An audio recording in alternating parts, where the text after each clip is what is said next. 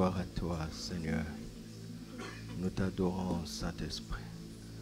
Tu es notre Dieu, tu es notre Seigneur. Tu es Dieu, tu es Seigneur en ce lieu.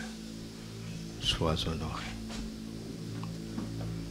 Sois honoré. Et glorifie Jésus.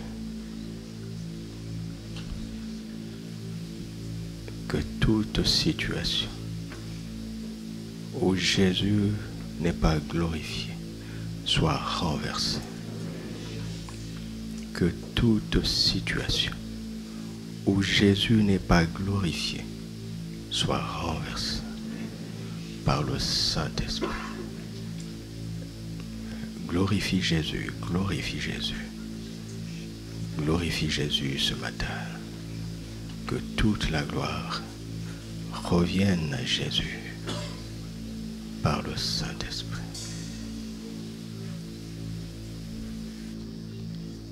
Amen. Gloire à Dieu. Alléluia. Nous avons la grâce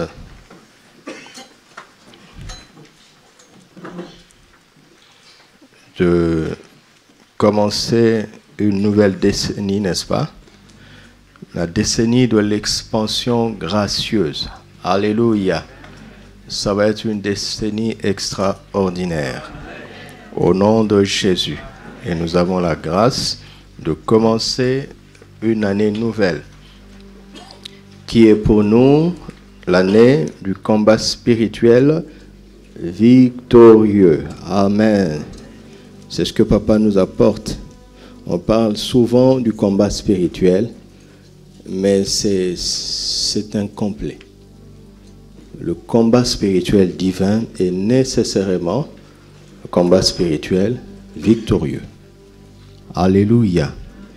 Le combat spirituel que l'Évangile enseigne est un combat spirituel victorieux. Pourquoi? Parce que Jésus a déjà triomphé. Amen. Alléluia. Le CSV, le combat spirituel victorieux. Alléluia. Le CSV, le combat spirituel victorieux. Amen. Et cette année, nous allons développer par l'esprit la mentalité des soldats. Amen.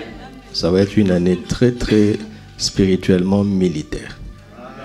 Donc, pas de mollesse au milieu de nous. Pas de faiblesse, pas de paresse au milieu de nous. Ne recevez pas la parole mollement. N'adorez pas Dieu mollement. Ne le louez pas mollement. Ne le servez pas mollement. Nous allons vivre comme des soldats de l'Esprit. Alléluia. Ce matin, je vais nous parler du Saint-Esprit et le CSV. Le Saint-Esprit et le CSV. Le Saint-Esprit et le combat spirituel victorieux. Le lundi, pas ce lundi, l'autre lundi, vous savez que nos 40 jours de prière commencent. N'est-ce pas? Parce que c'est aussi une année de prière, d'intercession et d'autorité. Préparez-vous. Nous allons prier efficacement et abondamment pendant ces 40 jours. Et à l'issue de ces 40 jours, nous aurons un séminaire local. Un séminaire local du triomphe. Ce sera ça le thème. Séminaire local du triomphe. Et là, nous allons dégager des voies pratiques pour adapter de manière locale la vision qui va nous être enseignée dans le séminaire Arbre de vie. D'accord? On doit l'adapter sur le terrain, avec nos réalités du terrain. Donc ce sera ça le thème. Séminaire local du triomphe, à l'issue des 40 jours. Alléluia. Je dis ça à l'avance parce que tous ceux qui ont à programmer des choses doivent savoir ça. Parce que je n'aurai pas le temps de prévenir. C'est ce qu'il me l'a dit ce matin. Gloire à Dieu. Ésaïe 59, verset 19. Ésaïe 59, verset 19.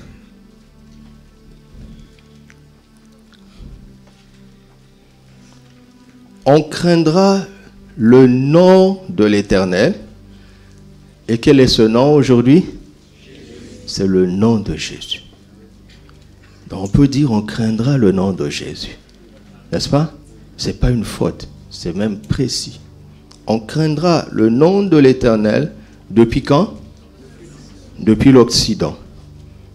Et sa gloire depuis quand? Le soleil levant. Quand l'ennemi viendra comme un fleuve, l'Esprit de l'Éternel le mettra à... Alléluia. Alléluia. Ouh, c'est formidable. Il y a deux éléments ici. Enfin, il y a le nom de Jésus et le Saint-Esprit. Et il y a l'ennemi qui est coincé au milieu, mais il ne le sait pas. L'ennemi ne le sait pas. À chaque fois qu'il attaque, il ne sait pas qu'il est coincé entre le nom de Jésus et le Saint-Esprit.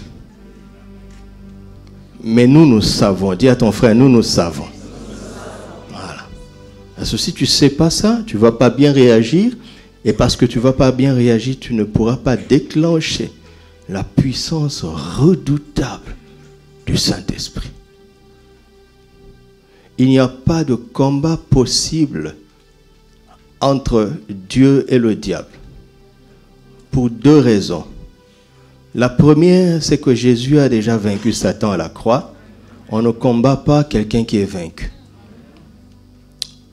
La deuxième raison, c'est que le Saint-Esprit est là pour faire fuir l'ennemi. Ce n'est pas pour combattre.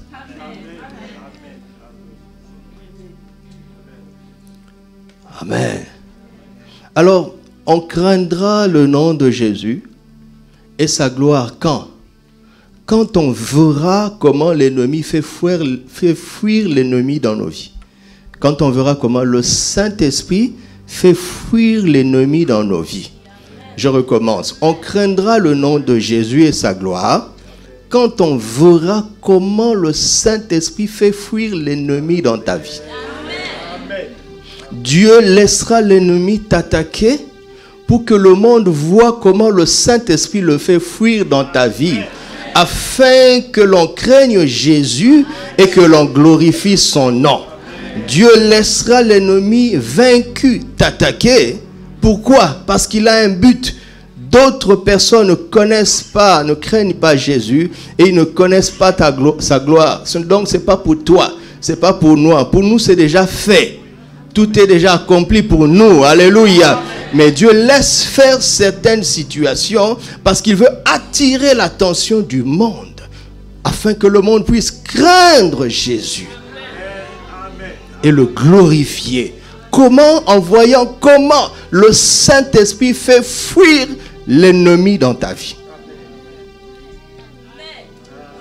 Alléluia.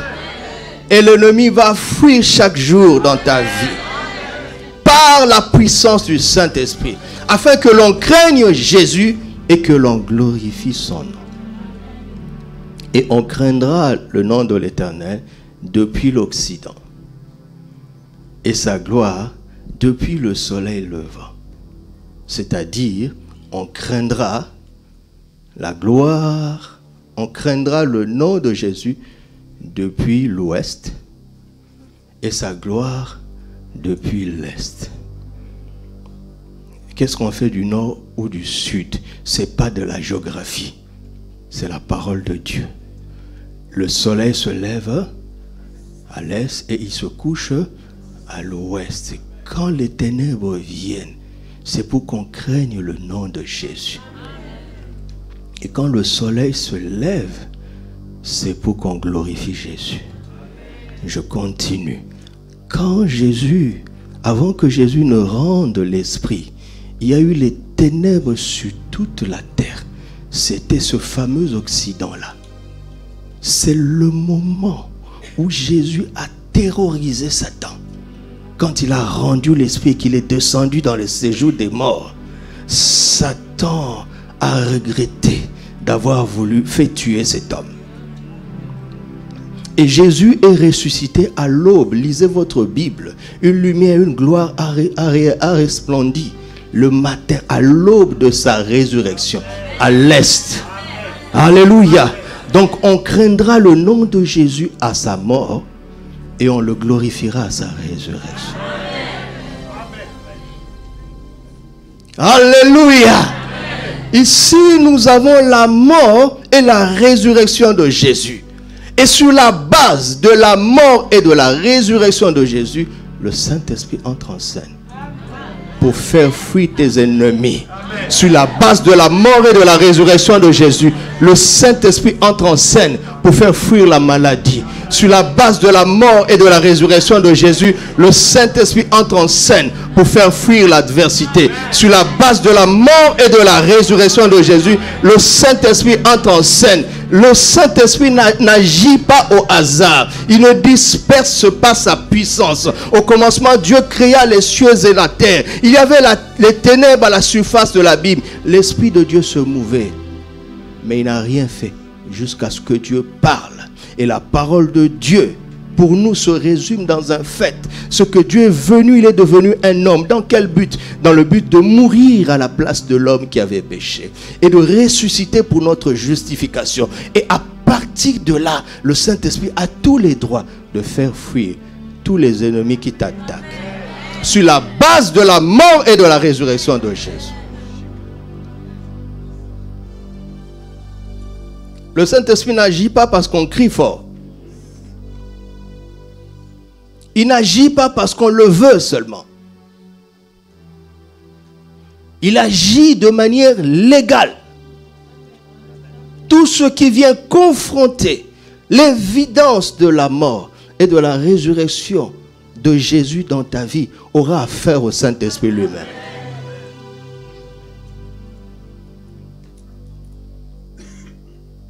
Alléluia. Exode chapitre 13. Et c'est ici que se trouve notre parole de ce matin. Exode 13 va nous montrer comment le Saint-Esprit combat victorieusement. Alléluia. Vous savez, quand c'est le Saint-Esprit qui combat, il n'y a qu'une seule issue dans cette bataille. C'est la victoire. Quand c'est le Saint-Esprit qui combat, il n'y a que deux issues dans ce combat. C'est la victoire et la victoire. Pouvez-vous imaginer autre chose dans un combat où le Saint-Esprit est engagé? Pouvez-vous concevoir autre chose? N'est-ce pas que la défaite est inconcevable?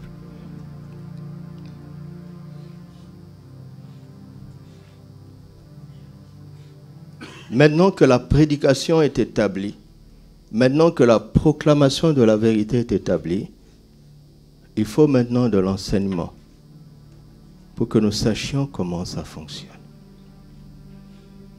Parce que parfois, notre foi est paralysée à cause de la ruse du diable. Alléluia. Vous savez, quand tu es un médecin généraliste, tu apprends à combattre la maladie et de manière générale. Et la maladie s'adapte en entrant dans des systèmes de ruse que ta connaissance générale ne suffit pas. C'est pour ça qu'il y a des spécialistes. Il te dit ça, il faut aller voir un ophtalmo. Parce que la ruse passe dans les recoins des yeux qui échappent à la connaissance générale. Et la prédication établit la vérité générale, incontestable. D'accord? Mais l'ennemi est tellement rusé que parfois il veut nous donner l'impression que la vérité absolue qui avait été prêchée est insuffisante. La vérité absolue n'est pas insuffisante. Mais nous ne savons pas toujours comment l'appliquer de manière pratique dans ce cas-ci. Et c'est pour ça que l'enseignement est important après la prédication. Vous comprenez ça? Parce qu'il faut ajouter à notre foi quoi? La connaissance.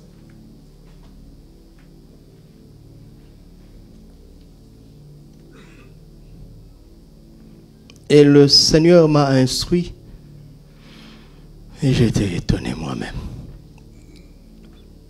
Et nous allons être armés pour ne laisser aucun avantage au diable. Paul dit, nous ne laissons aucun avantage au diable. Pourquoi? Car nous n'ignorons pas ses desseins. Que Paul dise ça veut dire qu'il est possible que l'ennemi puisse avoir de l'avantage. Pas la victoire, de l'avantage. Mais le but de Dieu, ce n'est pas de donner à l'ennemi de l'avantage. Parce que ce qui donne parfois à l'ennemi de l'avantage, c'est le fait que nous ignorions ses desseins.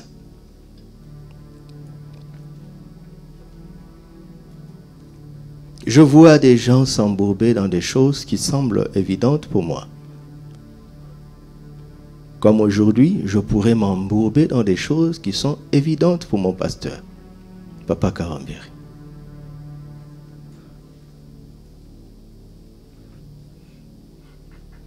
Nous devons être humbles pour apprendre chaque jour.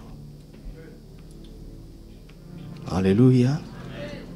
Exode 13, à partir du verset 17e. Lorsque Pharaon laissa aller le peuple, Dieu le conduisit. Dieu conduisit le peuple. Qui conduit le peuple? C'est Dieu, n'est-ce pas? Alors, regardez. Dieu ne le conduisit point par le chemin du pays des Philistins, quoique le plus proche. Pour que ceux qui aiment les raccourcis entendent ça. Ah oui.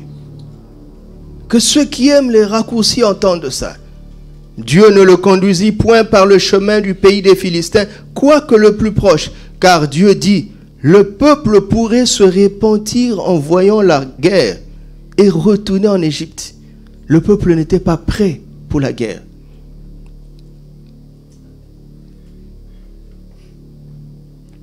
Mais Dieu fit faire au peuple un détour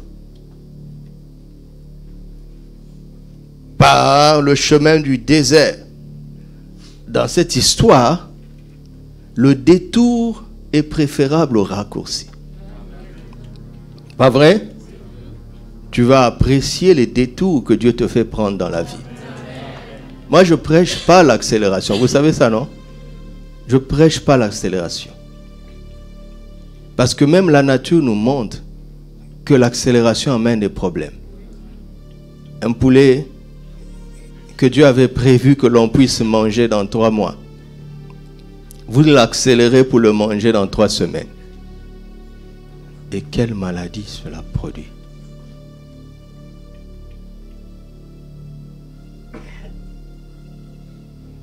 Les enfants d'Israël montèrent en armes hors du pays d'Égypte. Montèrent en armes hors du pays d'Égypte. Ça veut dire qu'ils sont montés avec ordre. Ordre. Ne vous trompez pas dans ce qui était écrit ici. Ils n'étaient pas prêts pour le combat. N'est-ce pas?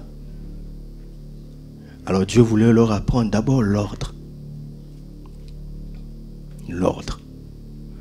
Verset 19. Moïse prit avec lui les os de Joseph, car Joseph avait fait jurer les fils d'Israël en disant, Dieu vous visitera, vous ferez remonter avec vous mes os loin d'ici. Il partit de Sukkot et ils campèrent à Étam, à l'extrémité du désert. L'Éternel allait au-devant d'eux le jour dans une colonne de nuée pour les guider dans leur chemin, et la nuit dans une colonne de feu pour les éclairer, afin qu'ils marchassent jour et nuit. Vous avez entendu ça? Ils devaient marcher jour et nuit. La colonne de nuée ne se retirait point de devant de devant le peuple pendant le jour, ni la colonne de feu pendant la nuit. Dieu les a conduits à travers la colonne de nuée ou de feu, ce qui est l'image du Saint-Esprit. Dieu les a conduits par son esprit. Amen. Le sang est derrière eux. Exode 12. L'image de l'œuvre de la croix. Jésus a fait fléchir la puissance de Pharaon. Et ils sont sortis. La croix a suffi, n'est-ce pas, pour qu'ils sortent. C'est ça la vie chrétienne. Mais, après cela, il faut être conduit par l'Esprit. Parce que l'ennemi qui est vaincu va revenir. Mais il est vaincu. Et vous allez comprendre pourquoi il va revenir. Chapitre 14. L'Éternel parla à Moïse et dit, parle aux enfants d'Israël qu'ils se détournent et qu'ils campent devant Pi-Hahiroth, entre Migdol et la mer, vis-à-vis de Baal-Tsephon. C'est en face de ce lieu que vous camperez près de la mer. Dieu leur donne un lieu précis où ils doivent camper. Pharaon dira des enfants d'Israël, ils seront égarés dans le pays. Le désert les enferme. J'endurcirai le cœur de Pharaon et il les poursuivra. Mais Pharaon et toute son armée serviront à faire quoi? Ah, c'est pour ça que l'ennemi vaincu t'attaque. C'est pas pour autre chose que pour ça. C'est pas pour te vaincre. Il est déjà vaincu. Mais Dieu le laisse t'attaquer. Pourquoi? Pour faire éclater sa gloire. Il est vaincu depuis l'Occident. Depuis la croix. Verset 5. On annonça au roi d'Égypte que le peuple avait pris la fuite. Alors le cœur de Pharaon et celui de ses serviteurs furent changés à l'égard du peuple. Il dit, qu'avons-nous fait en laissant aller Israël, dont nous n'aurons plus les... Et Pharaon attela son char. Il prit son peuple avec lui. Il prit 600 chars d'élite et tous les chars de l'Égypte. Il y avait sur tous des combattants. Vous avez vu, non? Des combattants. Des 600 chars d'élite. C'est les meilleurs combattants. Les mieux entraînés. Ce n'est pas les petits démons là. Ce n'est pas les petits démons. L'Éternel endurcit le cœur de Pharaon, roi d'Égypte, et Pharaon poursuivit les enfants d'Israël. Les enfants d'Israël étaient sortis, la main levée, c'est-à-dire sans combattre.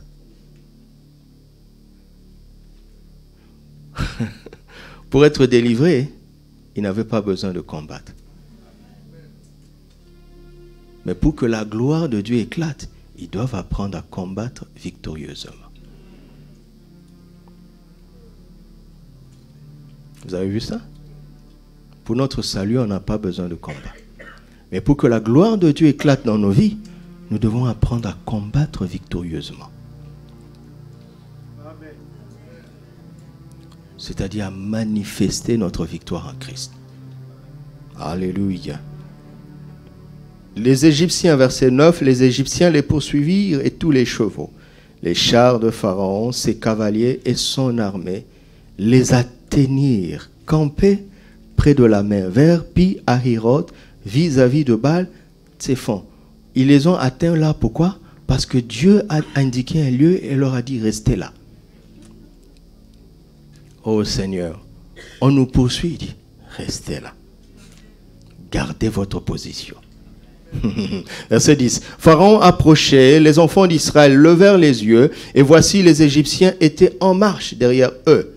Les enfants d'Israël eurent une grande frayeur et crièrent à l'Éternel. Dieu est en train maintenant de leur apprendre. Il y a des peurs qui sont dans ton âme que tu ne connais pas. Il y a des situations que Dieu va permettre pour que tes cris te fassent savoir des peurs dont Dieu veut te délivrer. Tu penses avoir la foi, oui, tu l'as. Tu penses être fort, non, c'est faux. Il y a des choses qui sont dans ton âme que tu ignores. Et Dieu sait qu'à cause de ces choses dans ton âme, les raccourcis vont te faire échouer. Il va prendre les détours, pourquoi? Pour t'emmener à connaître qui tu es. Alléluia. Verset 11. Ils dirent à Moïse, n'y avait-il pas de sépulcres en Égypte, sans qu'il fût besoin de nous mener mourir au désert? Que nous as-tu fait en nous faisant sortir d'Égypte? Oh, mais vous vous réjouissiez, il y a quelques heures, vous vous réjouissiez. N'est-ce pas là ce que nous te disions en Égypte? Laisse-nous servir les Égyptiens, car nous aimons mieux servir les Égyptiens que de mourir au désert. Qu'est-ce que cela veut dire? Cela veut dire que Moïse n'a pas écouté Israël en Égypte. Parce que s'il les avait écoutés, il allait laisser tomber. Moïse a écouté Dieu.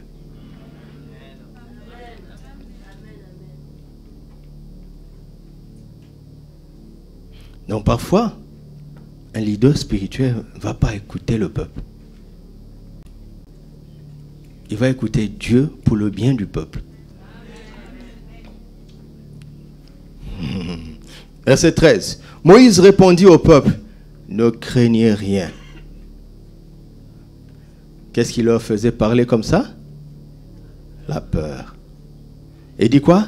Restez, c'est-à-dire où?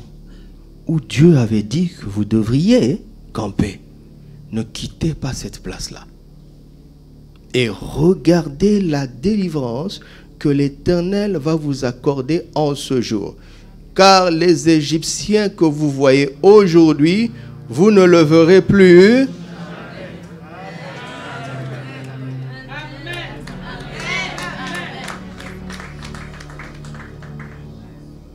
Et peut-être, je dis bien peut-être, parce que je ressens en même temps que la parole, en même temps la parole, aujourd'hui, c'est la fin des Égyptiens.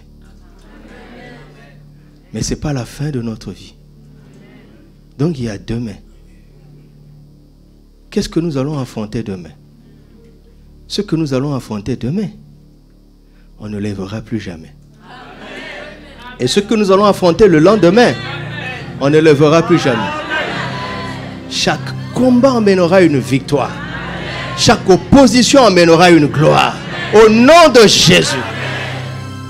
De victoire en victoire chaque jour. Au nom de Jésus.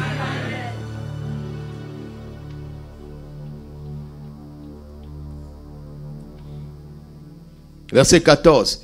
L'Éternel combattra pour vous et vous, écoutez-moi, ils l'ont vaincu à cause du sang de l'agneau et de quoi? Et il n'y a pas de silence là-bas. N'est-ce pas? Apocalypse 12, 11. Là-bas, il n'y a pas de silence. Mais s'il y a le silence, pourquoi? Parce qu'il parlait mal. Ça ne veut pas dire qu'il faille toujours se taire. Mais il vaut mieux se taire quand on murmure ou qu'on parle négativement. Mais ça ne veut pas dire qu'on se taira toujours.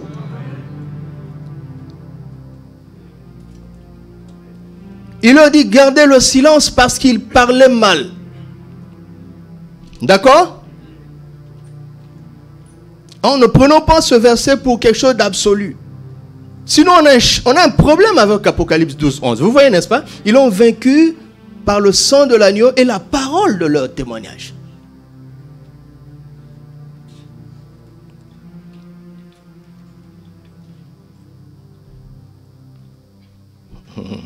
Verset 15, l'Éternel dit à Moïse, pourquoi ces cris? Parle aux enfants d'Israël et qu'ils marchent. Toi, lève ta verge, étends ta main sur la mer et fends-la. C'est là où se trouve l'autorité. Et les enfants d'Israël entreront au milieu de la mer à sec. Et moi, je vais endurcir le cœur des Égyptiens pour qu'ils y entrent après eux. Et Pharaon et toute son armée, ses chars et ses cavaliers feront éclater ma gloire. Parce que, écoutez-moi, cette têtutesse de Pharaon n'est pas naturelle. quand tu as vu tout ce que tu as subi en Égypte, au point que tu as dû partir, et que quelque chose te prend encore et tu les attaques, tu es derrière eux, leur chef lève la main, et la mer se fend. Si tu es intelligent, tu vas dire à tes combattants, laissons-les partir. Des gens comme ça, il vaut mieux pas les attaquer. Mais il est fou. Il va entrer encore. Certains acharnements de l'ennemi contre toi, certains acharnements de situations négatives contre toi sont voulus de Dieu. Parce que lorsque l'ennemi dépasse un seuil de la folie, alors Dieu va l'encourager dans sa folie. Pas pour te bénir, tu l'es déjà, mais pour faire éclater sa gloire. C'est pas normal de continuer à poursuivre des gens comme ça. C'est voulu de Dieu. Dis à quelqu'un, c'est voulu de Dieu. Dis-le à quelqu'un d'autre. Et c'est quel verset? On était où? Hein? J'ai pas encore commencé à prêcher, vous savez, non? Quel verset? 17, verset 18. Et les Égyptiens sauront que je suis l'Éternel quand Pharaon, ses chars et ses cavaliers auront fait éclater ma gloire. Ce n'est pas Israël qui le saura. Israël le savait déjà. Mais le monde va le savoir. Vous avez compris? Tu veux que le monde sache que Jésus est Seigneur? Mais alors, tu sais par où ça passe, non? Ça passe par où? Ouais, vous ne voulez pas le dire. Et dites-le. Combat spirituel victorieux. Donc cette année, ce n'est pas pour nous de chercher à avoir ce que Christ nous a déjà donné. C'est de chercher à avoir ce que Christ nous a donné mais qu'on n'a pas encore. C'est des gens que nous voulons avoir. C'est des âmes que nous voulons avoir. C'est des nations que nous voulons avoir. Pour la gloire de Dieu.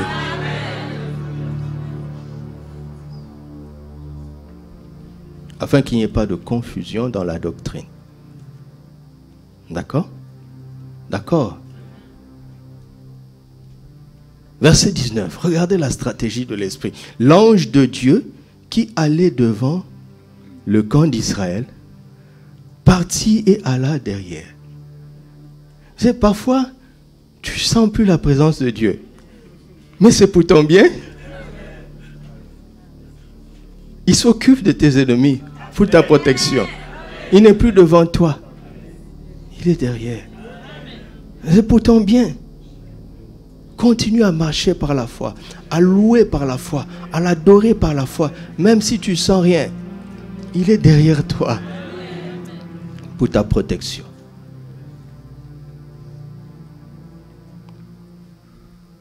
Et la colonne de nuée qui les précédait partit et se tint derrière eux. Elle se plaça entre le camp des Égyptiens et le camp d'Israël. Cette nuée était ténébreuse d'un côté et de l'autre, elle éclairait la nuit. Ça, c'est la haute technologie en Antiquité. Vous connaissez un feu qui d'un côté envoie la lumière et qui de l'autre côté envoie les ténèbres. Le même feu à deux facettes. Et les deux camps n'approchèrent point l'un et l'autre pendant combien de temps? Toute la nuit. Alors, la traversée de la mer a pris toute la nuit. Parce que c'était un peuple nombreux. N'aie pas peur quand ça semble long. De toute façon, l'ennemi ne peut pas t'atteindre.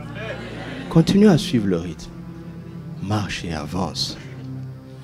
Moïse étendit sa main sur la mer et l'Éternel refoula la mer par un vent d'Orient qui souffla avec impétuosité toute la nuit.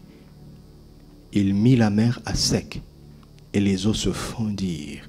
Les enfants d'Israël entrèrent au milieu de la mer à sec et les eaux formaient comme une muraille à leur droite et à leur gauche. Les Égyptiens les poursuivirent. Ils ont pris aussi ce couloir-là. Et tous les chevaux de Pharaon, ses chars et ses cavaliers entrèrent avec eux au milieu de la mer. Tous, hein? tous y sont entrés. À la veille du matin, la traversée a pris toute la nuit. L'Éternel, de la colonne de feu et de nuée, regarda le camp des Égyptiens et y mit en désordre le camp des Égyptiens. Il ôta les roues de leurs chars et en rendit la marche difficile. Les Égyptiens dirent alors, quoi? Quand l'ennemi vient comme un fleuve? Voilà, fouillons est là. Mais c'est trop tard. Fouillons devant Israël, car l'Éternel combat pour lui contre les Égyptiens. Qu'est-ce que j'apprends en lisant? J'apprends que ce qu'Ésaïe 59 voulait nous dire, quand il disait que l'ennemi va fuir, ça ne veut pas dire qu'il va réussir à sauver sa vie. Alléluia. Il va être englouti dans sa fuite au nom de Jésus. Que tout ce qui t'attaque soit englouti dans sa fuite quand le Saint-Esprit se révèle pour te défendre. Au nom de Jésus. L'Éternel dit à Moïse, étends ta main sur la mer, autorité encore.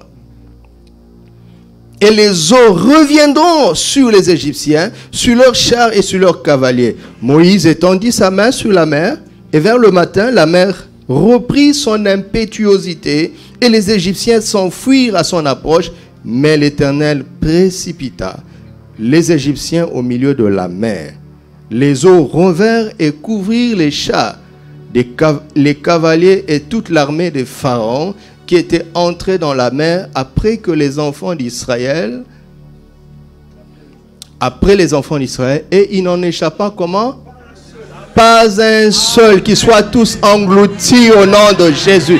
Qu'aucun d'entre eux n'échappe au nom de Jésus. Mais les enfants d'Israël marchèrent à sec au milieu de la mer, et les eaux formaient comme une muraille à leur droite et à leur gauche. En ce jour, l'Éternel délivra Israël de la main des Égyptiens, et Israël vit sur le rivage de la mer les Égyptiens qui étaient morts. Israël vit la main puissante que l'Éternel avait dirigée contre les Égyptiens, et le peuple craignit l'Éternel, et il crut en l'Éternel et en Moïse son serviteur. Nous croyons en Dieu et nous croyons en Jésus-Christ notre Seigneur. Alléluia. Alléluia. Alors, le Saint-Esprit et le combat spirituel victorieux.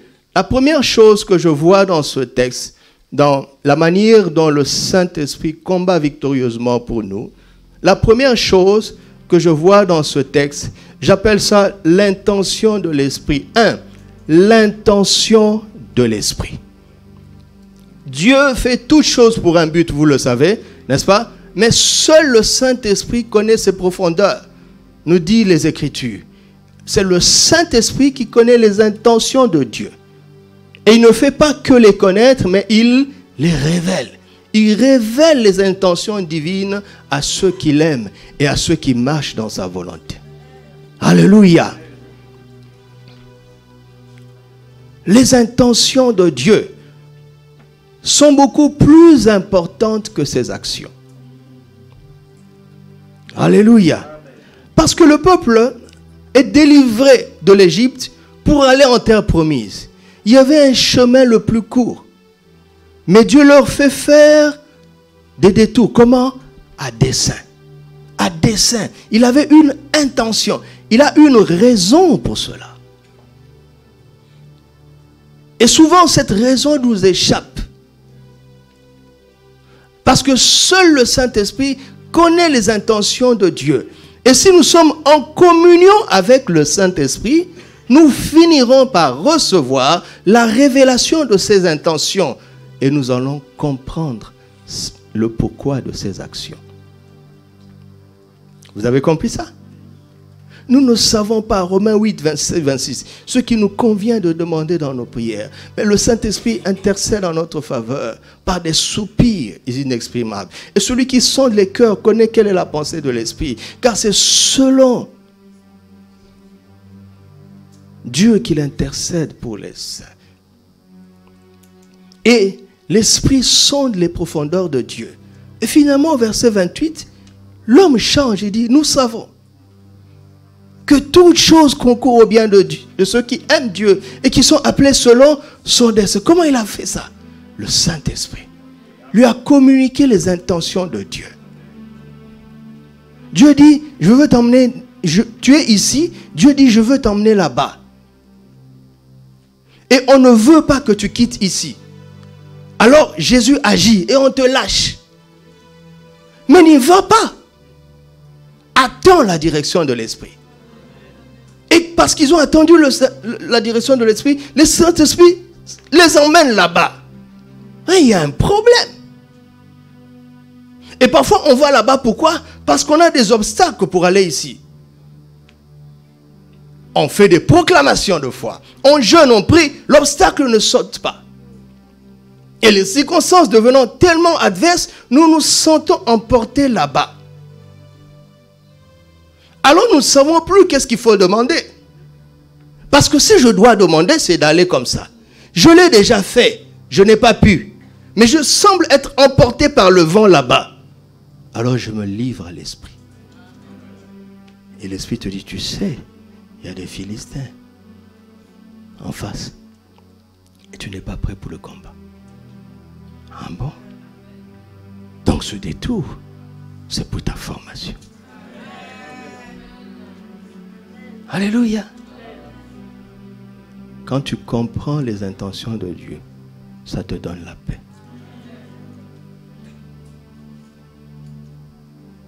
Alléluia. Dieu a des intentions.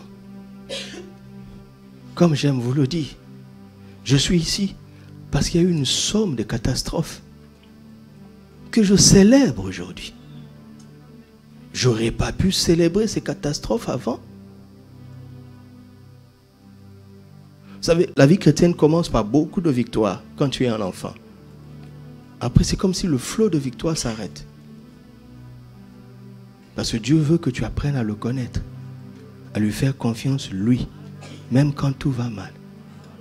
Il veut que tu l'aimes, lui, que tu aimes sa face et pas son bras puissant. Et que tu apprennes à lui faire confiance malgré tout. Quand tu arrives là-bas, tu entres dans la paix. Nous ne sommes pas des experts de la victoire. Vous devez le savoir. Il n'y a pas de formule magique dans la vie chrétienne. Il faut faire tant, puis tant. Et puis ça marche. Ça ne marche pas comme ça. Il faut dépendre du Saint-Esprit tous les jours. Parce que certaines défaites dans la vie sont beaucoup plus importantes que des victoires. Parce qu'elles nous apprennent des choses. Elles nous apprennent des choses. Elles nous apprennent les choses. Ceux qui apprennent de leurs défaites finissent par avoir des victoires plus grandes qu'ils n'auraient eues s'ils n'avaient pas échoué. Parce qu'ils voient leurs limites. Ils voient ce qu'ils doivent changer en eux. Réfléchissons un peu. Que Dieu te donne une maison, qu'il te donne une voiture. Mais tout ça va rester ici. C'est bien de les avoir, hein, je ne suis pas contre. Hein, mais ça va rester ici. Qu'est-ce qu'on va amener là-bas de l'autre côté? Nous-mêmes, notre caractère. Alléluia. C'est ça qu'on va amener devant Dieu. Tout va rester. Et des gens qui n'ont pas travaillé pour savoir en profiter. Alléluia. Comme le temple que nous allons construire. Dans 10 ans, ceux qui n'ont pas contribué, ils vont nager dedans.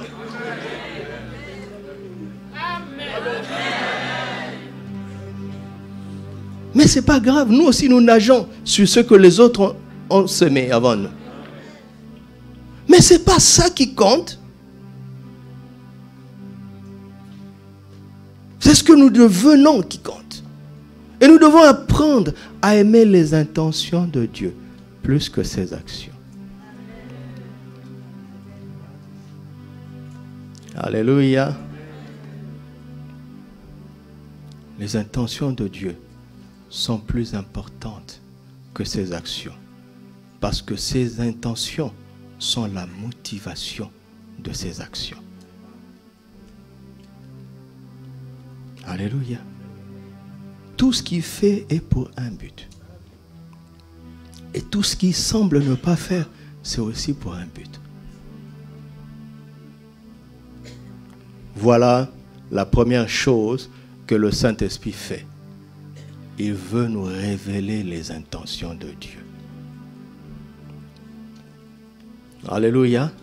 Nous sommes d'accord maintenant? Deuxième chose, j'appelle ça la conviction de l'Esprit.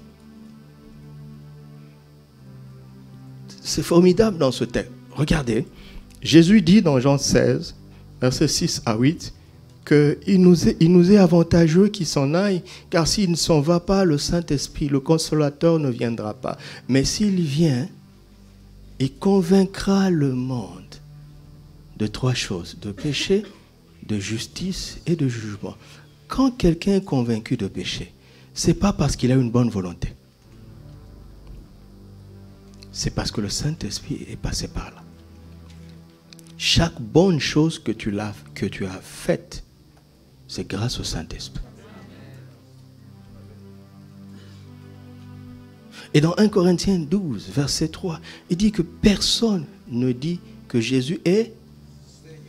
Non, Jésus est le Seigneur. Si ce n'est, à chaque fois que tu reconnais Jésus comme le Seigneur, c'est le Saint-Esprit qui a fait ça.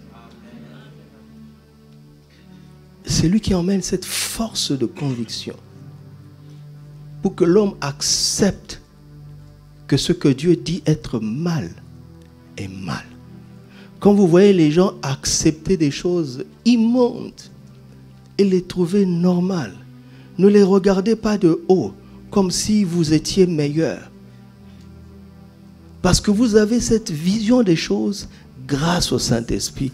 Et ils ont la leur parce qu'ils n'ont pas le Saint-Esprit. On n'est pas différents. Alléluia. La conviction de l'Esprit, c'est ce qui a travaillé pour que tu sois assis ici. Même si tu n'es pas encore né de nouveau, je te dis que c'est le Saint-Esprit qui t'a attiré ici. Tu ferais mieux de ne pas sortir d'ici sans confesser que Jésus est le Seigneur.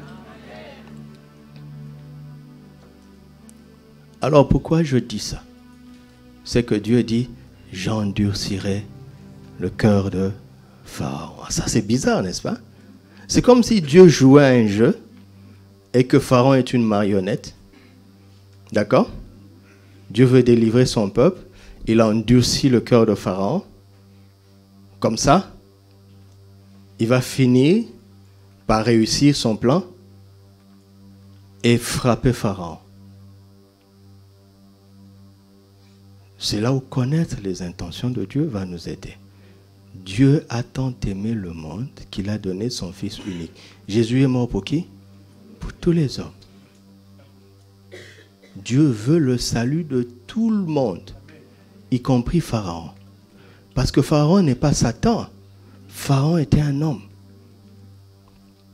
Et Dieu voulait son salut. Vous entendez? Et regardez toute la patience dont Dieu a fait preuve envers cet homme. Moïse parle, Pharaon promet. Après, Pharaon change d'avis. Dieu frappe. Vous pensez que Dieu cherchait quoi? Il cherchait à ce que Pharaon aussi reconnaisse pour son propre salut. Comme je vous dis toujours, le dictateur de ton pays, il a besoin de salut. Si toi tu le maudis par tes prières, tu l'envoies en enfer, de l'autre côté il va crier contre toi.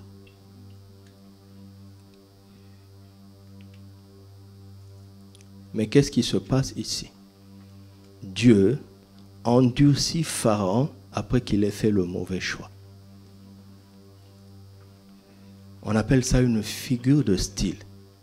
Par exemple, vous savez que le soleil se lève à l'est, n'est-ce pas? Et se couche à... Tu connais sa chambre? Tu connais la chambre du soleil? Nous savons que ce n'est pas le soleil qui se lève, c'est la terre qui tourne. Mais c'est une figure de style, c'est une image, un langage imagé. 1 Samuel 13, 14, un mauvais esprit venu de l'Éternel a commencé à tourmenter Saül. Un mauvais esprit venu de l'Éternel, Dieu aurait en lui un mauvais esprit? Hein? Romains 1, à partir du verset 24, il dit, c'est pourquoi Dieu les a livrés. Dieu les a livrés à leur sens réprouvé. Dieu ferait-il ça? Qu'est-ce qu'il est en train de dire? Il est en train de dire, Dieu a retiré sa force de conviction. Et Pharaon est livré à lui-même. Mes amis, si Dieu nous retire le Saint-Esprit, tu vas avoir horreur de toi-même.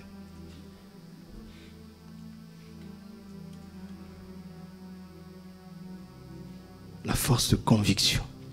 Il y a une limite que le Saint-Esprit met à chaque fois pour nous limiter, pour limiter l'homme dans sa folie. Mais si l'homme s'entête et que le Saint-Esprit se retire, l'homme est foutu. Il n'y a plus de chemin de non-retour. Alléluia. Vous me suivez? Regardez. Est-ce que Dieu est bon? Est-ce qu'il est miséricordieux? Est-ce qu'il est compatissant? Est-ce que le Saint-Esprit est Dieu? Donc il est bon. Donc le Saint-Esprit est miséricordieux. Donc le Saint-Esprit est compatissant. Alors pourquoi vous croyez que le Saint-Esprit ne pardonne jamais? Parce que Jésus a dit, tout péché sera pardonné, mais le blasphème contre l'Esprit ne sera pas pardonné. Alors vous vous êtes dit, le Saint-Esprit est rancunier. Vous êtes en train de dire que le Saint-Esprit n'est pas Dieu. Vous voyez ça dans Matthieu 12, à partir du verset 22. Jésus guérit un aveugle muet.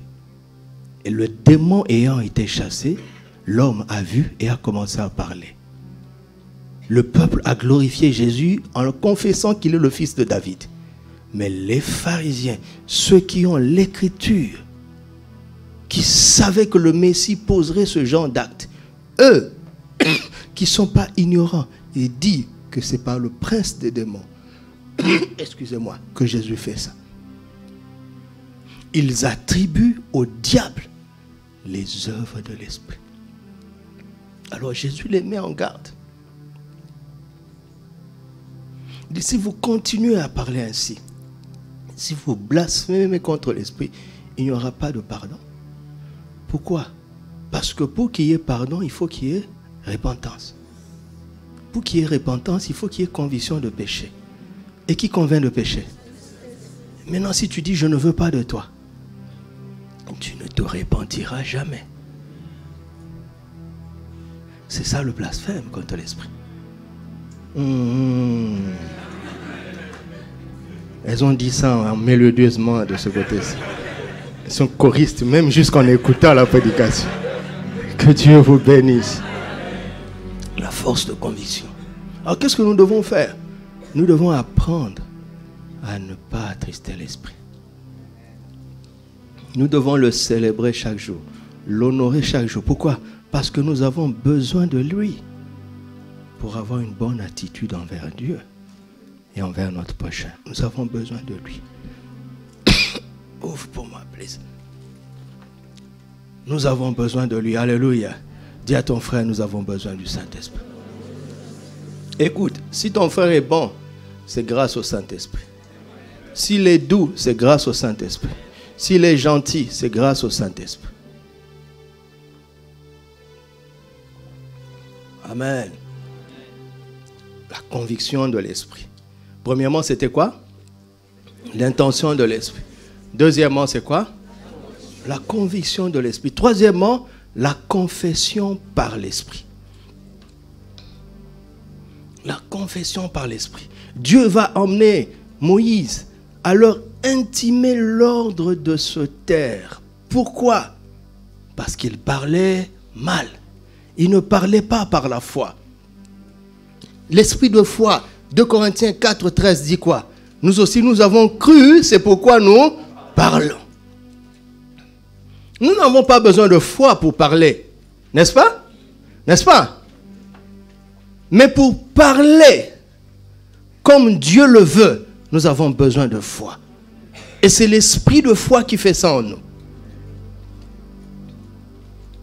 Quand il nous révèle les intentions de Dieu, et quand il nous convainc que Jésus est le Seigneur,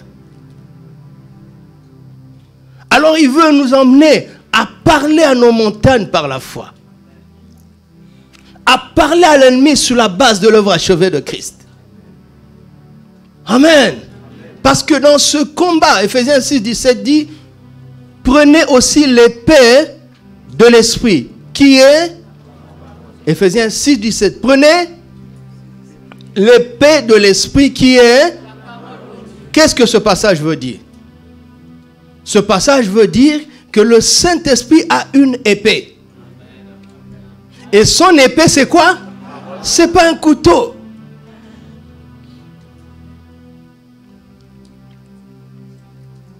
Quand le Saint-Esprit veut passer à l'offensive, il se sert de la parole de Dieu. Pas de ta parole, pas de ma parole, mais de la parole de Dieu. Et Hébreux 4,12 dit que la parole de Dieu est vivante et efficace. Plus tranchante qu'une épée aiguë à 2 tranchants. L'épée de l'esprit a 2 tranchants. Le premier tranchant, nous l'avons dit, c'est quoi? C'est ce que Dieu dit. Le deuxième tranchant, c'est ce que le croyant dit par la foi, en conformité à ce que Dieu dit. Quand il y a une situation, ne soyez pas pressés. Attendez jusqu'à capter ce que Dieu dit. Répétez-le.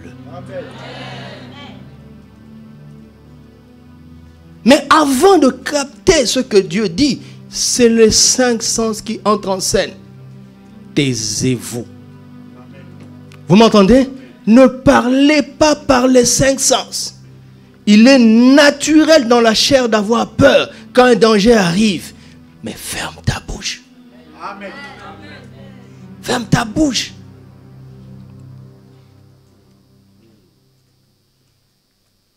Et parle à Dieu. Dépend de l'esprit.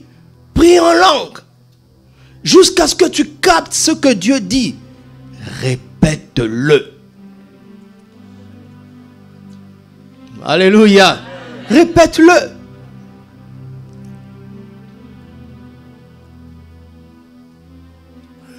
Deux personnes m'ont envoyé des WhatsApp cette semaine et la semaine passée. D'autres m'ont parlé directement. Après le message, je suis en train de vous conduire dans la prière. Je prie en langue. Et une parole monte. Tu es sur une longue file d'attente. Et on ne sait par quel moyen tu vas passer devant. Une sœur ici a demandé des visas d'études. 7 mois, on ne lui répond pas. Et mais elle dit au culte, quand cette parole est sortie, après 7 mois, ça veut dire que c'est fini, n'est-ce pas? La chose est enterrée. Le dossier est enterré, le dossier a pourri. C'est devenu un squelette. Après 7 mois, ce sont devenus des ossements desséchés. Le tibia est parti par là. Le crâne est parti par là. Donc c'est un cas fini. Mais elle a eu la grâce de recevoir la parole. Alors qu'après 7 mois, oh mon ami, pense à autre chose. Et dans la semaine, on l'a appelé. Va faire un test médical. Pourquoi?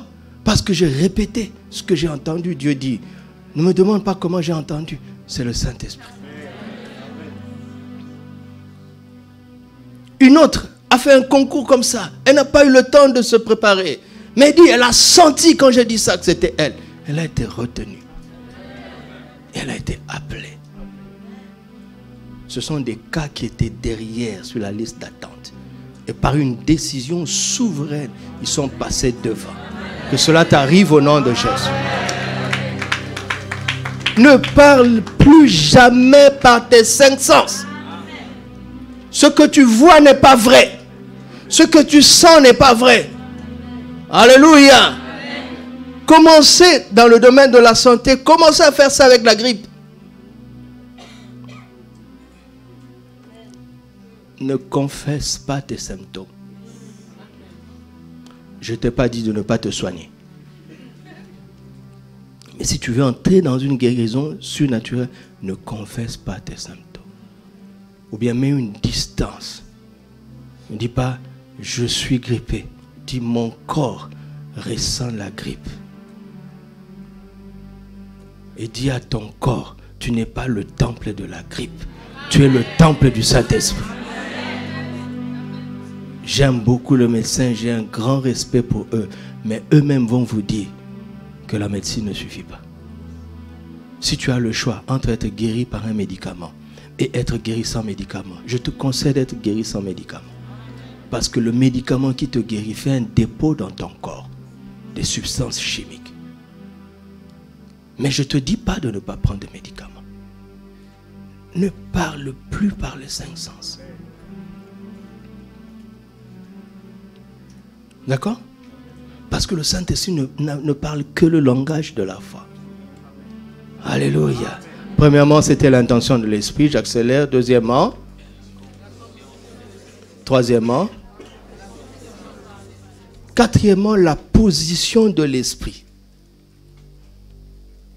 Écrivez la position de l'Esprit et regardez-moi. La position de l'Esprit. Regardez, quand vous lisez ce texte, vous allez voir que Dieu a défini un lieu. Il a donné des noms. Pi Ahirot, Migdal. Et l'autre c'est quoi?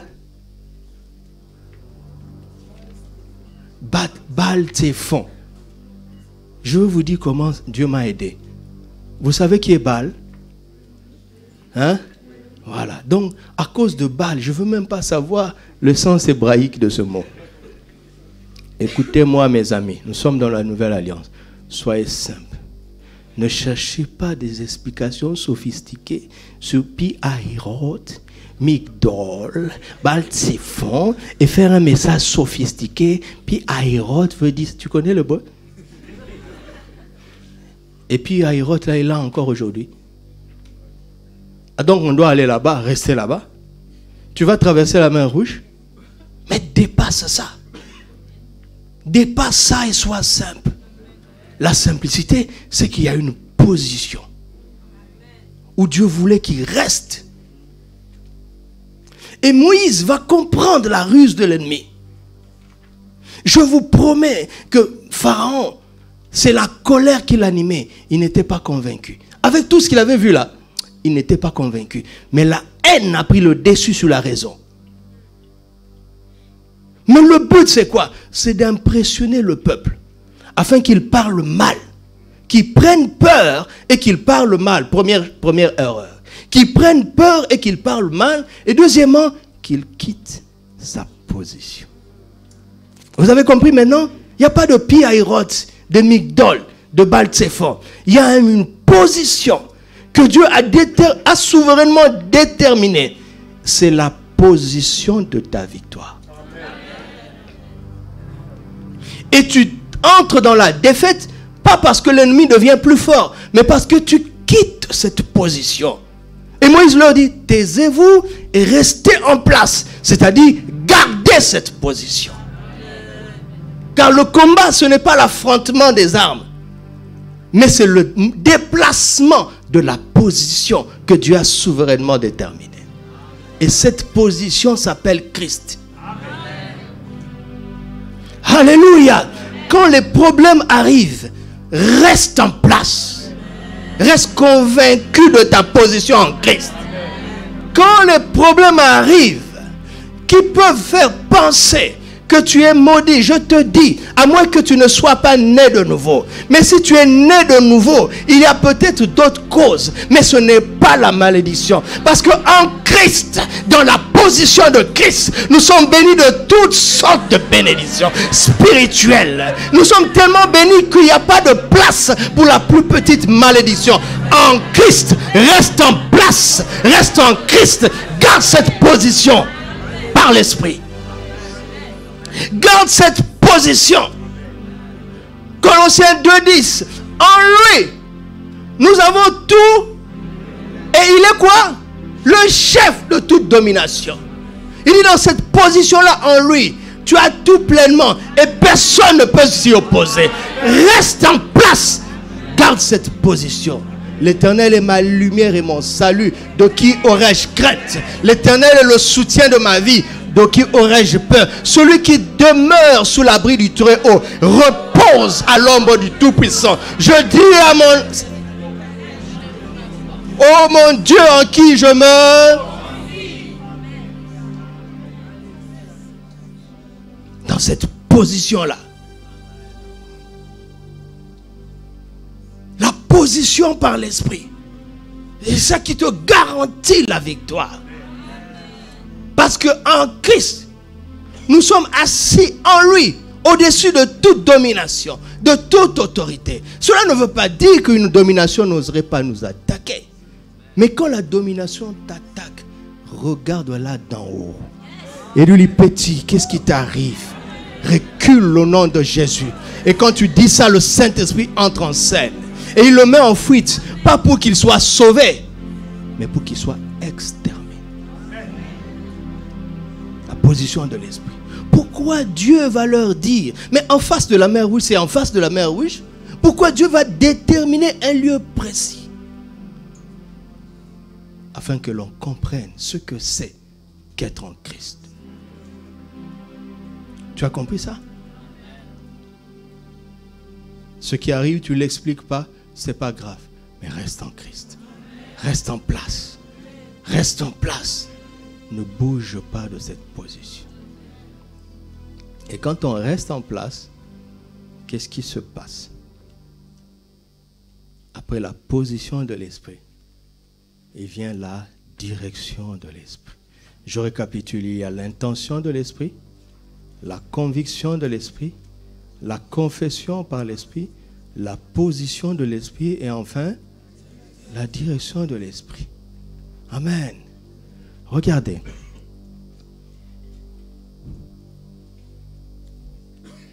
Dernièrement, je cherchais une adresse. Je devais aller voir un mécanicien. Et j'ai appelé un frère qui est ici, qui connaît bien le mécanicien. Je lui ai dit, tu peux m'indiquer comment arriver chez le mécanicien? Vous savez la première question qu'il m'a posée? Tu es où, pasteur? Quelle est ta position? Avant que je te donne la direction, quelle est ta position? Je lui ai dit, je suis en voiture sur telle rue. Il dit, tu viens dans quel sens? Tu vas vers Casaport ou bien tu vas dans l'autre sens? Quand il a cerné ma position, il a commencé à me donner des indications. Et ces indications étaient tellement précises que je suis arrivé tout droit, sans effort. C'était tellement précis ces indications. Mais il ne pouvait pas le faire avant de cerner ma position.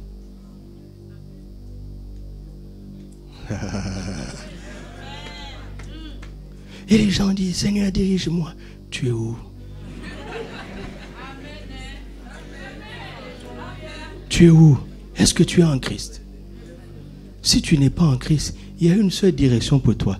Il faut que tu naisses de nouveau. Va vers la croix. Tu es où? Regardez autre chose. Regardez une autre position en Christ. Oh Seigneur, dirige-moi. Il dit, mais es-tu un enfant ou un fils? Parce que tous ceux qui sont conduits par l'Esprit seront appelés fils de Dieu. Donc si ta position c'est l'immaturité, tu n'as pas besoin d'instructions précises. Tu as besoin de la direction générale de tout le monde.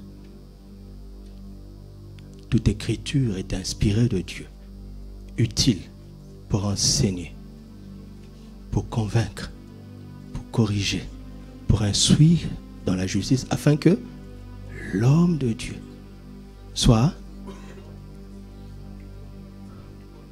affermi et propre à toute bonne œuvre. Tant que tu n'es pas encore un fils, la direction de l'esprit, c'est tout ce qu'il dit à tous les enfants de Dieu. Tu n'as pas droit à une parole exceptionnelle. Tu m'entends? Tu m'entends? Oh Seigneur, quel est le mari que je dois épouser? Tu es un fils ou un enfant? Si tu es un enfant, il va te dire, il faut qu'il soit en Christ. Tu dis, Seigneur, mais il y a beaucoup de frères, il y a beaucoup de sœurs. Oui. il est parmi eux. Mais Seigneur, c'est qui? Il dit non, ce n'est pas dehors.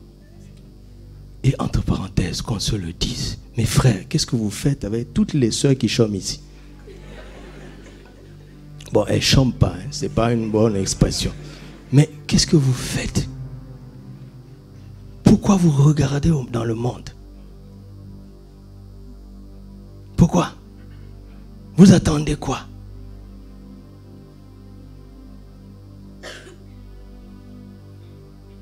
Donc, tant que tu es immature, laisse toutes les questions de direction précise, laisse-les tomber. Parce que tu n'es pas au bon endroit pour recevoir la direction. Il faut que tu grandisses. Vous m'avez entendu? C'est d'abord être en Christ. Deuxièmement, être mature en Christ.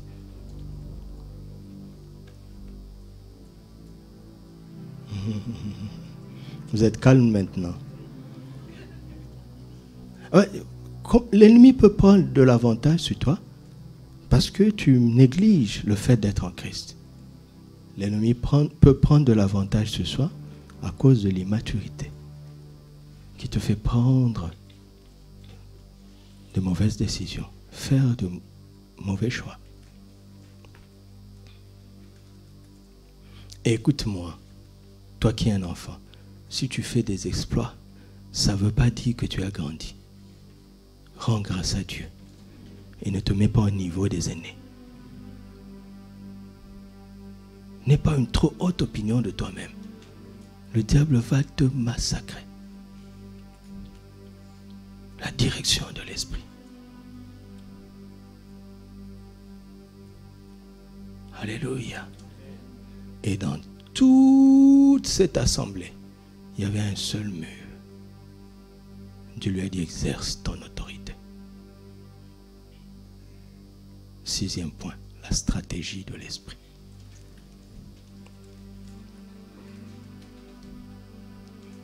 Et quand il a exercé son autorité, l'esprit est entré en scène.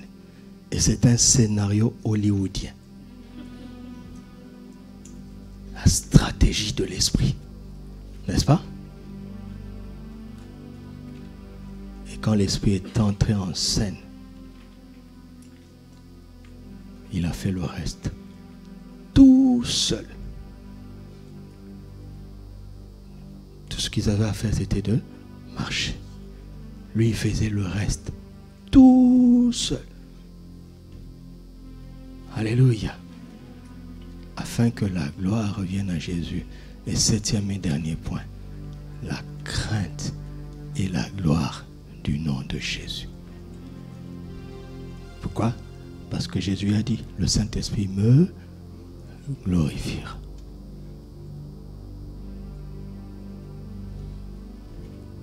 Et vous savez, vous pouvez réussir tout ça et arriver au point de la victoire. Mais ne pas comprendre que la gloire devait lui revenir. Est-ce que vous savez qu'il y a des avions qui crachent à l'atterrissage? Tout le vol a été bon. Ils ont traversé des tempêtes dans les airs. Mais à l'arrivée, ça crache. Ne crachez pas après cette victoire, mais donnez gloire à Jésus. Parce que le but final de la victoire que le Saint-Esprit donne, c'est afin qu'on craigne le nom de Jésus et qu'on lui rende gloire. Le Saint-Esprit fait fuir l'ennemi dans ta vie afin que l'on craigne le nom de Jésus et qu'on lui rende gloire. J'ai assisté dans des réunions où le Saint-Esprit a tellement agi, mais on donne gloire à l'homme de Dieu. C'est tellement triste. C'est tellement triste. Et quand tu observes bien le système, tu sens que le diable commence à semer des choses. Pourquoi? Parce que le but final n'est pas atteint. Que ça ne soit pas ainsi dans ta vie. Au nom de Jésus. Donnons gloire à Jésus. Alléluia. Glorifie Jésus avec tes propres mots. Donnons gloire à Jésus. Parle, parle, parle. Donne gloire à Jésus. À toi la gloire, à toi la gloire. Nous voulons que ton nom soit glorifié, Seigneur Jésus. Et nous savons qu'en ayant cette bonne volonté, nous créons une atmosphère favorable au Saint-Esprit. Que toute la gloire revienne à Jésus. Que toute la gloire revienne à Jésus. Parle, donne gloire à Jésus. N'attends pas un cantique. Donne gloire à Jésus. Donne gloire à Jésus dans ta vie. Donne gloire à Jésus dans ta vie. Donne gloire à Jésus dans l'église. Donne gloire à Jésus dans cette situation où tu t'attends au Seigneur. Donne gloire à Jésus. Élève Jésus dans cette situation où tu t'attends spécialement au Saint-Esprit. Élève Jésus. Élève Jésus. Que l'on craigne le nom de Jésus et que l'on glorifie son Saint nom. Que l'on craigne le nom de Jésus et que l'on glorifie son Saint nom. Donnons gloire à Jésus. Toute la gloire à Jésus. Pas un seul domaine dans ma vie où tu ne sois glorifié. Pas un seul domaine où tu ne sois glorifié. Pas un seul domaine dans l'église où tu ne sois glorifié. Pas un seul domaine. Oh, sois glorifié, sois glorifié. Oh, que l'on craigne Jésus et que l'on glorifie ton Saint nom dans nos vies. Louange à celui qui est mort et ressuscité. Louange à celui qui nous a sauvés. Louange à celui qui est le Seigneur. Jésus est le Seigneur. Tu es le Seigneur des Seigneurs. Tu es le Roi de gloire. Levons-nous, donnons gloire à Jésus. De tout notre cœur, glorifions et levons ce Saint nom. De tout notre cœur. Alléluia. Oh, alléluia. Gloire à Jésus. Gloire à Jésus. Gloire à Jésus. Gloire à Jésus. Gloire à Jésus. Gloire à ton Saint-Nom. Louange au nom de Jésus. Hommage au nom de Jésus. Gloire à ton Saint-Nom. Gloire à Jésus. Gloire à Jésus. Gloire à Jésus. Gloire à Jésus. Gloire à Jésus. Gloire à Jésus. Gloire à Jésus. Gloire à Jésus. Gloire à Jésus. Gloire à Jésus. Gloire à Jésus. Louange à ton Saint. Hommage.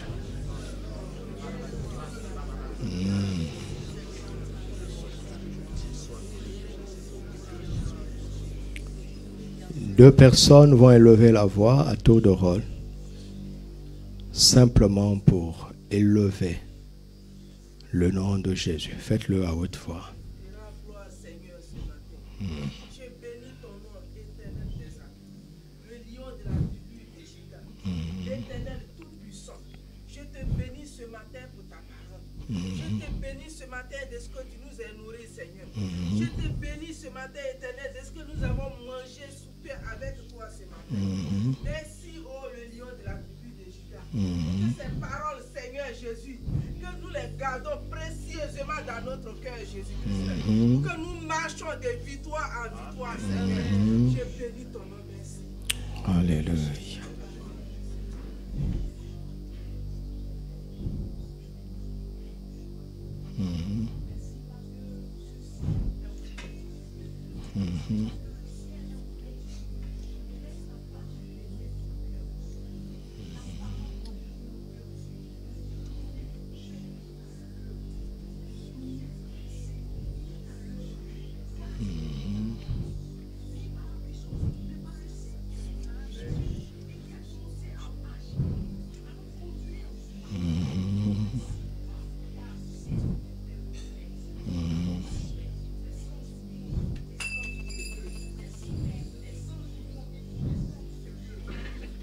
Gloire à Jésus.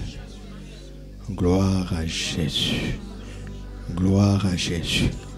Alors, Tu as tes yeux fermés, mais regarde avec les yeux de ton cœur les Égyptiens qui sont devant toi aujourd'hui. Cette mer, cet obstacle qui te semble infranchissable, insurmontable, cette difficulté où tu sais que tu as besoin d'un miracle. Regarde. Regarde cette situation avec les yeux de ton cœur. Regarde cette situation. Et reçois cette parole. Les Égyptiens que tu vois aujourd'hui, tu ne les verras plus jamais. Amen. Au nom de Jésus. Les Égyptiens que tu vois aujourd'hui, tu ne les verras plus jamais. Au nom de Jésus. Les Égyptiens que tu vois aujourd'hui, tu ne les verras plus jamais. Est-ce que tu crois en cela?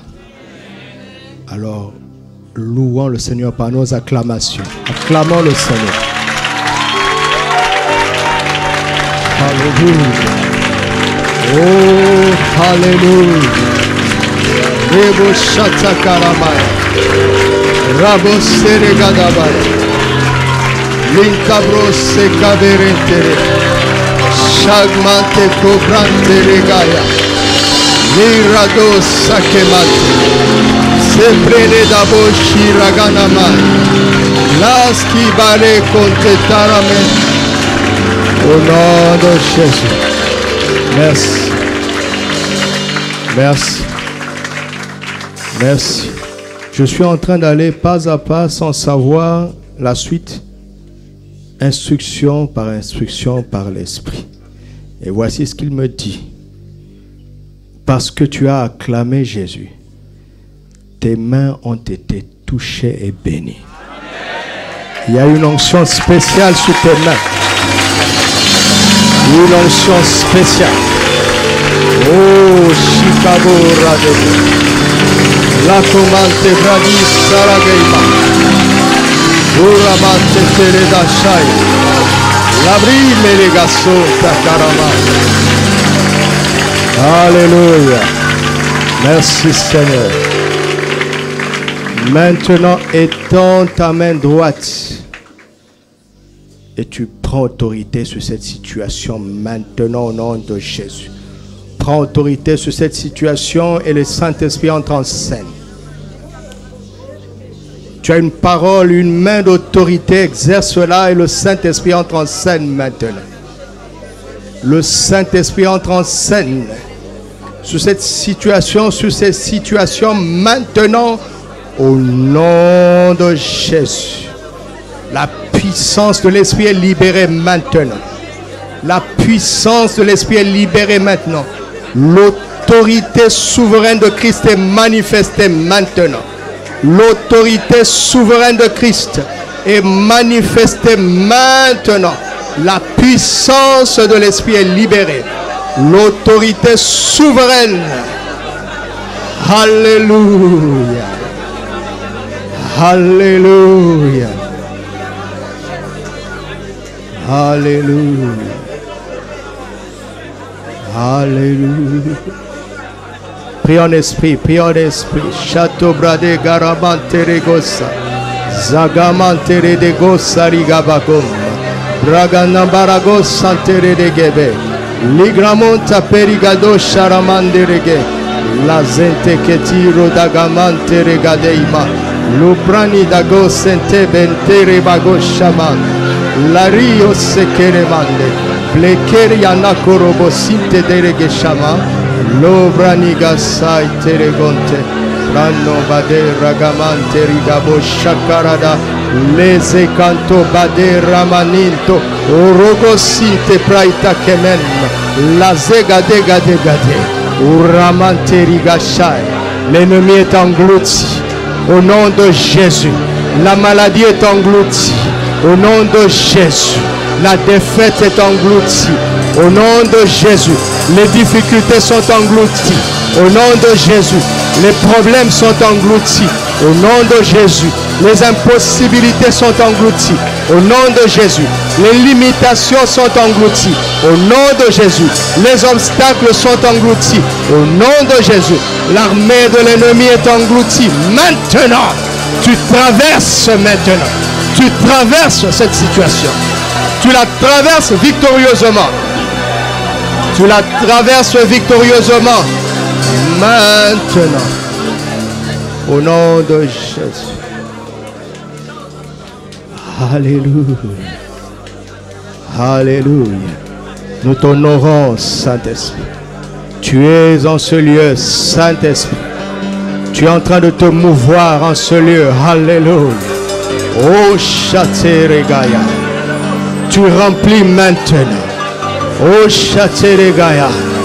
Remplis maintenant. Remplis maintenant, Saint-Esprit. Sheria Kamando Brade Saragaya. Rakamande Grade Yasaragaya. Ragaya Bashi Ragayaba. Ragayaba Shanteregeye. Rogoboya Sakaria Dadi. Yariabande Rabako Shakaramande. Lebranagi Sarogon Teriate Prante. Rocha Kamanda. Rocha Karamam. Tout ce qui te déstabilisait de la position de Christ est enlevé maintenant. Tout ce qui te déstabilisait de la position de Christ est ôté maintenant. Au nom de Jésus, tout ce qui freinait ta croissance en Christ est ôté maintenant au nom de Jésus. C'est ôté maintenant. Tu prends le chemin de la croissance. Tu prends le chemin de la croissance. Tu es affermi dans ta foi. Tu es enraciné en Christ, au-dessus de toute domination, au-dessus de toute principauté, au-dessus de toute autorité. Je reste en place en Christ. Je reste en place. Je garde ma position. Quoi qu'il arrive, je garde ma position en Christ. Je suis heureux d'être en Christ. Je suis ancré, enraciné en Christ. Je suis fondé sur lui.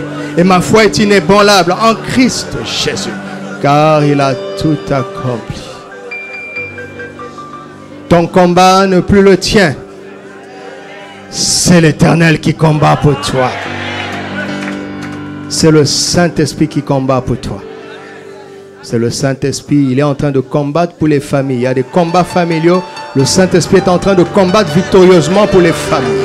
Il combat victorieusement dans les familles. Il combat victorieusement dans les familles. Il combat victorieusement dans le travail, professionnellement. Il combat victorieusement dans ta profession. Au nom de Jésus. Oh Shatabrane Kariobo Santerega. Rakamanta Barachat. Oh Rakabasa. Ton mariage est libéré au nom de Jésus. Ton mariage est libéré au nom de Jésus. Le Saint-Esprit combat victorieusement pour ton mariage. Rasakabara Barabaraba. Ratakabara Sandaradada. Ragaman Rege Sayatora Kamasha Derege. Zipranade Rakasai. Alléluia.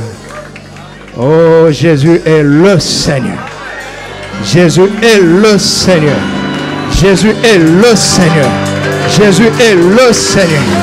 Jésus est le Seigneur. Nous avons triomphé aujourd'hui. Demain, tu vas triompher. Avec la même grâce. Après demain, tu vas triompher. Avec la même grâce. Chaque jour et chaque nuit. Victoire sur victoire tout au long de cette année. Au nom de Jésus. Au nom de Jésus. Alléluia. Alléluia. Si tu es né de nouveau, baptisé et tu es prêt pour la Sainte Seine, reste debout. Reste debout, mais tous ensemble, nous allons célébrer Jésus. Nous allons prendre la Sainte Seine en chantant. Parce qu'après Exode 14, il y a Exode 15. C'est la louange. Alléluia. Alléluia. Les frères et les sœurs qui vont distribuer se mettent autour. Et nous allons chanter les louanges de Jésus. Alléluia. Pasteur Alette va venir nous conduire avec un cantique. Alors que je bénis le repas du Seigneur, Père, au nom de Jésus, cette table est bénie conformément à ce que tu nous as dit, et c'est la table des plus que vainqueurs. Tu as pris ce repas avant d'aller à la croix. Tu as célébré la victoire avant le combat, car tu connaissais l'issue. Nous prenons cette sainte scène, pas pour le combat d'aujourd'hui, parce que nous avons déjà la victoire. Nous prenons cette sainte scène pour les combats de toute l'année, parce que nous avons la victoire au nom de Jésus. Ceci est le corps du Seigneur, ceci est le sang du Seigneur, sur la base de la parole qu'il nous a donnée et par la puissance du Saint-Esprit. Amen. Il est glorieux et digne de régner. L'agneau est souverain.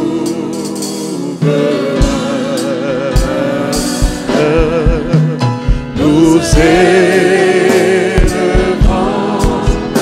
nos voix pour l'adorer. L'agneau est souverain.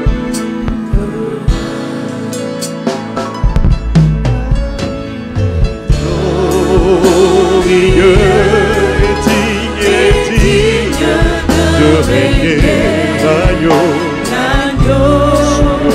est souverain.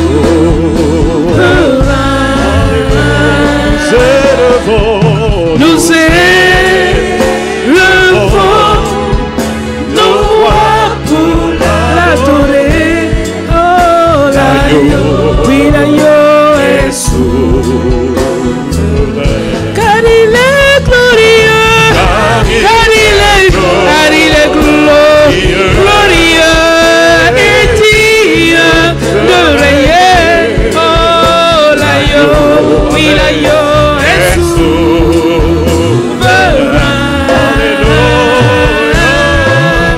Nous élevons nos voix pour l'adorer.